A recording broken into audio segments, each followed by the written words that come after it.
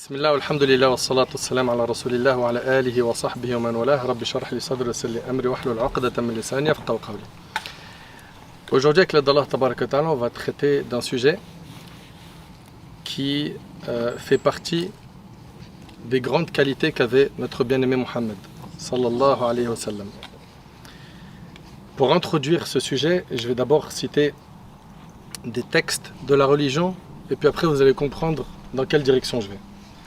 Le prophète alayhi salatu wassalam, dans un hadith rapporté par Ibn Abi Dunya selon Abdullah ibn Omar, dans ce hadith il a dit que les œuvres les plus aimées d'Allah, c'est une joie que tu fais ressentir à un musulman.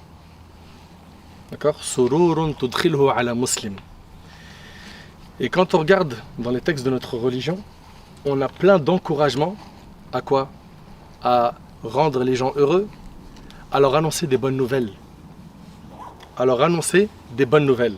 Quand on regarde dans le Coran et quand on médite, on voit qu'Allah subhanahu wa ta'ala nous invite à annoncer des bonnes nouvelles. Il nous dit Azza wa Jal, wa bashir sabirin, n'est-ce pas? Fais la bonne annonce aux endurants.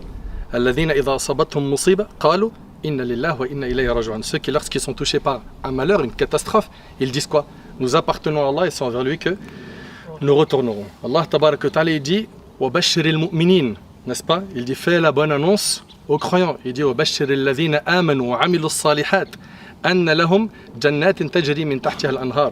Fais la bonne annonce à qui? Aux croyants et ceux qui ont fait des bonnes actions, okay, les croyants qui ont fait des bonnes actions, qu'ils auront quoi? Des ruisseaux qui couleront sous leurs pieds. Ou ça au paradis, qu'Allah subhanahu wa ta'ala nous accorde le paradis. Allah Azza wa Jalla, il a envoyé les prophètes et ils avaient deux principales missions. C'était quoi? Annoncer les bonnes nouvelles et avertir du châtiment d'Allah tabaraka wa ta'ala. رسلا مبشرين ومنذرين لئلا يكون للناس على الله حجة بعد الرسل. Allah subhanahu wa ta'ala dit des messagers qui sont quoi? Mubashirin. Il commence par ça, Allah subhanahu wa ta'ala. Il dit Mubashirin, c'est-à-dire qu'ils sont annonciateurs de bonnes nouvelles. Wa mundhirin, et avertisseurs. Pourquoi? Pour que les gens n'aient pas d'excuses, d'arguments auprès d'Allah le jour du jugement, après la venue des messagers. Donc on s'aperçoit en fait que dans notre religion, et les textes, il y en a à la pelle. La religion, elle encourage à quoi? À annoncer des bonnes nouvelles. Et aujourd'hui, le thème d'aujourd'hui, c'est quoi? C'est apprenons à annoncer des bonnes nouvelles, à remonter le moral des gens qui nous entourent. Le prophète, alayhi salatu wassalam, il a dit Bashiru, alayhi salatu wassalam, le prophète, il a dit Yassiru wa la tu'assiru. Rendez les choses faciles, ne les rendez pas dures. Bashiru wa la tunafiru. Annoncez des bonnes nouvelles, faites pas fuir. Annoncez des bonnes nouvelles et ne faites pas fuir. Et Allah tabaraka wa ta'ala, il dit au prophète, wa law kunta faddan ghalidha al-qalb, si tu étais rude, au cœur dur, il se serait enfui, il ne serait pas resté autour de toi. Okay? Donc on voit ici que dans notre religion, on a ce devoir d'annoncer des bonnes nouvelles. Et vous avez remarqué que annoncer des bonnes nouvelles, tout de suite ça tranquillise l'esprit, ça fait du bien, n'est-ce pas? Ça donne un coup de boost au moral. La religion a pour objectif de nous rendre heureux, épanouis, positifs, et pas négatifs. Des fois tu restes avec des gens, c'est des pessimistes stade final. Ah, c'est cuit pour nous. Ah, les musulmans c'est fichu. Oh purée, t'as vu comment la vie elle est dure? Il n'y a que des épreuves dans la vie. Ma vie elle est pourrie. Tu restes avec lui 2 minutes, t'as envie de te pendre.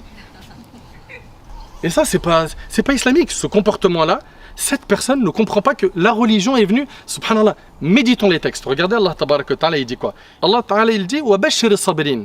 Il dit fais la bonne annonce aux endurants. Fais la bonne annonce, la bonne nouvelle. Alladhina idha asabathum musiba. C'est qui les endurants? Ceux qui, lorsqu'ils sont touchés d'un malheur, ils disent quoi? Inna lillahi wa inna ilayhi raji'un. Et d'ailleurs, ce qu'on appelle dua al-musiba, c'est l'invocation qu'on fait quand on a un malheur. Quand tu regardes dans les textes de la religion, tu retrouveras que plus d'une fois, dans le livre d'Allah et la sunna du prophète, il nous est demandé de quoi? D'apaiser les gens, de les apaiser. Le prophète, il nous a enseigné que quand il y a quelqu'un qui est malade, parmi ce qui est recommandé de lui dire, c'est quoi? La ba's, tahur incha'Allah. La ba's, ça va aller. Tahur incha'Allah, c'est une source de purification. Okay? Il nous a enseigné dans un hadith que celui qui perd un enfant, d'ailleurs il y a le dialogue entre Allah et ses anges, comment est-ce que vous avez trouvé mon serviteur? Et ils disent, il t'a loué.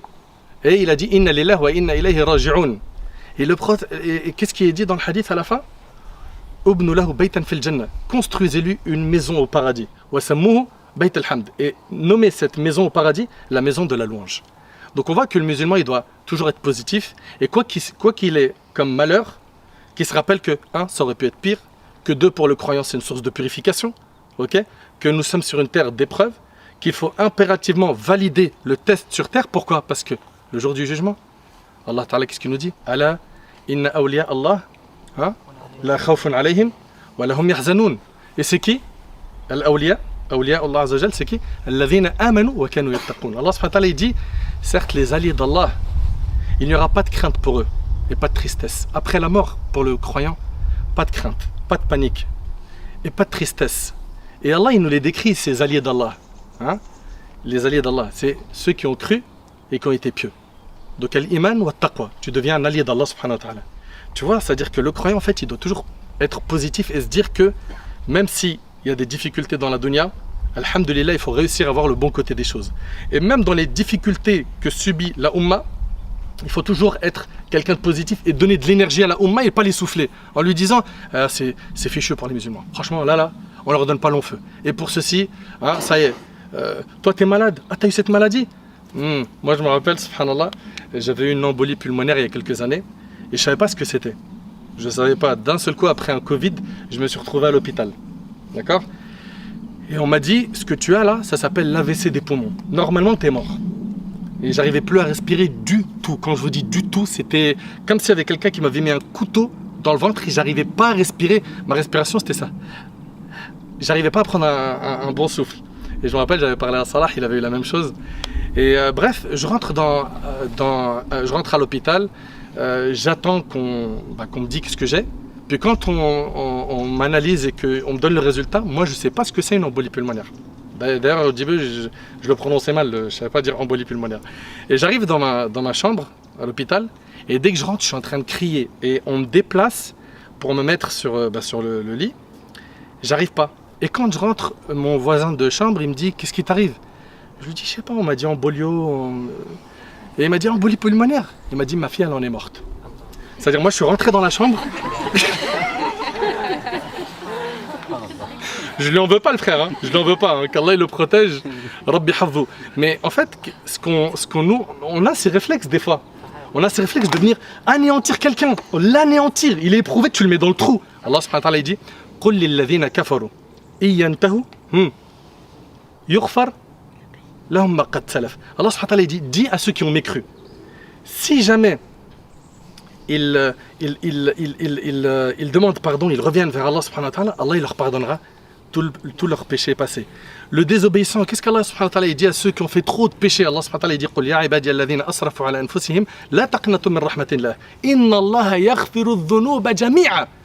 Allah subhanahu wa ta'ala dit, ô vous mes serviteurs qui avez commis des excès à votre propre détriment, ne désespérez pas de la miséricorde d'Allah. Allah pardonne tous les péchés. Quand on analyse les textes de notre religion, on voit que le Coran et la Sunna viennent nous donner espoir, viennent nous donner un coup de boost. Ils nous invitent à quoi? À annoncer des bonnes nouvelles. Et c'était le comportement du prophète alayhi salatu wassalam. Combien de fois il est passé à côté des compagnons éprouvés? Sabran ala Yasir, fa inna maw'idakumul jannah. Patientez la famille de Yasir. Ils étaient torturés, c'était dur pour eux. Votre rendez-vous, il est au paradis. Le prophète il nous enseignait, dans le hadith rapporté par Muslim, qu'on ramènera la personne qui a subi le plus d'épreuves dans la vie d'ici-bas. Parmi les gens du paradis. La personne parmi nous, de la communauté musulmane, qui a subi le plus d'épreuves. Et cette personne-là, elle sera trempée, écoutez bien s'il vous plaît, Allah yabarik fikum, elle sera trempée une seule fois dans le paradis. Trempée, une fois dans le paradis. Puis il lui sera dit, est-ce que tu as connu un malheur quelconque? Il dira non, j'ai jamais de ma vie connu un malheur. Vous imaginez l'équipe, être trempé au paradis un seul instant, ça te fait oublier tous les soucis de ta vie? Patiente, sois solide, sois positif, ok? Et adopte ce comportement même dans les moments durs. Le prophète alayhi salatu wassalam, vous le savez que dans sa biographie, il y a eu pas mal de batailles. Arrivé à Médine, ça s'est bien enchaîné pour ceux qui connaissent la sira du prophète sallallahu alayhi wa sallam. Et dans la bataille des coalisés, c'était difficile. Ils vont avoir qui? Ratafan, Quraysh et une tribu interne qui se sont fusionnés pour qui? Pour combattre le prophète alayhi salatu wassalam, Bani Qurayza. Et qu'est-ce qu'il va faire le prophète alayhi salatu wassalam? Il va, après avoir eu l'idée de Salman al-Farisi, creuser quoi? Al-Khandaq, c'est quoi? Les tranchées à l'entrée de Médine. D'accord? Puis pendant qu'ils creusent, les compagnons ils ont faim, c'est dur, ok? Il y a quand même l'ennemi qui arrive, on est dans un contexte assez particulier, et là c'est intensément éprouvant, hein, ok? Et le prophète, pendant qu'il creuse, il leur dit quoi? Il leur dit, j'ai eu les clés du Sham. C'est-à-dire que pendant l'épreuve, il est en train de leur annoncer des bonnes nouvelles. C'est dur. Il est en train de leur dire, vous inquiétez pas, ça va devenir meilleur. On remarque qu'aujourd'hui, malheureusement, il y en a beaucoup qui n'ont pas ce comportement, cette qualité, qui est quoi? D'annoncer des bonnes nouvelles. De rendre notre discours positif, de ne pas être pessimiste. Le prophète, alayhi salatu wassalam, il nous dit également, écoutez bien, le prophète, il dit, l'islam a apparu étranger. Et il redeviendra étranger comme à ses débuts. Et il dit, Touba lil ghuraba. Touba, hein, félicitations, la bonne annonce aux étrangers. On lui a dit, c'est qui les étrangers? Il a dit, ceux qui seront quoi? Qui s'attacheront à la vertu, à la piété, quand les gens seront corrompus. Eux là qui tiennent dans les moments durs, hein, comme dans le hadith, il est rapporté que c'est comme s'ils tenaient une braise de feu, hein, qu'il arrivera un moment de trouble où la pratique de la religion sera tellement difficile que c'est comme si on tenait quoi, une braise de feu dans la main. Et le prophète nous dit que les gens qui vont vivre ces périodes de troubles difficiles, eh ben, ils auront la récompense de 50 hommes. Et on l'a questionné, on lui a dit 50 hommes parmi nous, c'est-à-dire parmi les compagnons ou parmi eux? Il a dit parmi vous. C'est-à-dire que tu t'accroches à ta religion alors que c'est difficile, alors que tu es stigmatisé, alors qu'il y a de la discrimination, alors que tu es pointé du doigt, alors que c'est pas évident quand tu es dans un entretien d'embauche. Les regards dans les transports en commun par certains, pas par tout le monde, etc. Tu patientes, tu tiens bon à ta religion. La bonne nouvelle, c'est quoi? C'est que tu as la récompense de 50 compagnons du prophète. Vous imaginez? Donc apprenons, s'il vous plaît, Allah yabarik fikum, à être des gens positifs, à annoncer des bonnes nouvelles. Ok? C'était le comportement de notre bien-aimé alayhi salatu wassalam, qui, je vous le rappelle, c'est notre modèle. Oui ou non? Laqad kana lakum fi rasulillah uswatun hasana. Vous avez en votre prophète un parfait exemple à suivre. On a donc besoin d'adopter ce comportement, mes chers frères et mes chères sœurs, surtout dans cette période, hein, où on vit une période de trouble, où malheureusement autour de nous on entend pas mal d'épreuves de couple, de santé, de famille, avec les enfants, avec les parents, des problèmes d'héritage. Des problèmes, il y en a à l'appel. Mais rappelez-vous une chose, hein, c'est qu'il se peut que vous détestiez une chose qui finalement est un bien pour vous. Okay? Rappelez-vous que le destin d'Allah ne contient que du bien. Rappelez-vous que par les épreuves, Allah subhanahu wa ta'ala, il nous forge. Rappelez-vous que par les épreuves, Allah subhanahu wa ta'ala, il nous purifie de nos péchés. Il nous rapproche de lui, il nous élève en degré. Hein, le prophète sallam, il dit que l'homme ne cesse d'être éprouvé sur terre jusqu'à ce qu'il rencontre Allah lavé de toute faute. Allahu Akbar. Allahu Akbar. Et Allah subhanahu wa ta'ala, il a dit laqad khalaqna al-insana fi kabad. On a créé l'homme pour une vie pleine de lutte. C'est une vie, voilà, où tu vas être heureux aujourd'hui, demain tu vas pleurer. La vie, elle n'est pas stable. La stabilité et le confort éternel, c'est pas ici, c'est après la mort. Et nous sommes ici pour préparer l'autre vie. Donc, soyons positifs, ok? Et annonçons les bonnes nouvelles, même dans les moments difficiles. Même dans les moments difficiles. Quelqu'un t'a parlé de la perte d'un proche, rappelle-le qu'il faut qu'il soit patient, ok? Qu'il fasse des doigts pour lui, qu'il accepte le destin d'Allah subhanahu wa ta'ala. Ça me rappelle, subhanallah, une histoire de Sa'd ibn Abi Waqqas radiyallahu anhu. Sa'd, il fait partie des 10 à qui il a été promis le paradis. D'accord? Et c'est un compagnon qui est vraiment extraordinaire. Ce compagnon-là, il a eu une invocation du prophète sallam pour avoir l'invocation exaucée. C'est-à-dire, lui, il invoque Allah, son doigt il est mustajab, il est exaucé. Essaye d'imaginer que tu es à sa place. T'imagines ou pas? Puis Sa'd ibn Abi Waqqas, avec le temps, il va devenir aveugle. Les compagnons ils viennent, ils lui demandent dua, et il leur fait dua.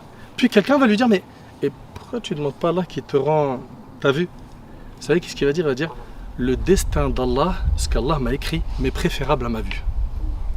Allah subhanahu wa ta'ala, il a voulu pour moi ça. Ce qu'Allah a voulu pour moi, c'est meilleur que ma vue. Allahu Akbar. Apprenons à être satisfaits du destin d'Allah subhanahu wa ta'ala. Apprenons à attribuer le bien à Allah subhanahu wa ta'ala et le mal à nous-mêmes. Ok? Pensons tout le temps du bien d'Allah.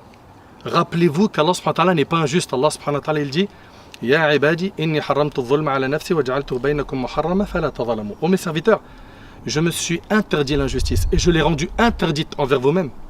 Ne soyez pas injustes. Allah subhanahu wa ta'ala il s'est interdit l'injustice. Donc tout ce qu'il fait, c'est quoi? C'est justice. C'est quoi? Hikma, sagesse. Acceptons le destin d'Allah subhanahu wa ta'ala. D'accord, au moment de l'épreuve, soyons solides et rappelons-nous des textes de notre religion qui nous donnent de l'énergie, qui nous permettent de surmonter tout cela. Et n'oubliez pas, bashiru wa la tunaffiru. Annoncez des bonnes nouvelles et ne faites pas fuir. Et le prophète il a dit, il y en a parmi vous qui font fuir.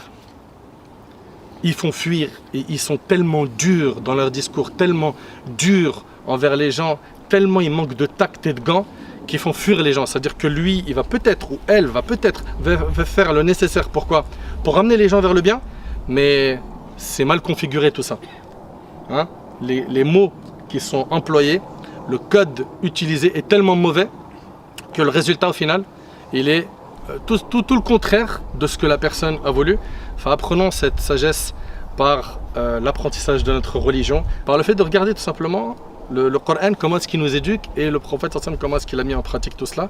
J'implore Allah subhanahu wa ta'ala de nous accorder ce comportement, qui est d'être quelqu'un de positif, quelqu'un qui donne espoir, quelqu'un qui annonce des bonnes nouvelles et pas quelqu'un qui détruit le moral des gens.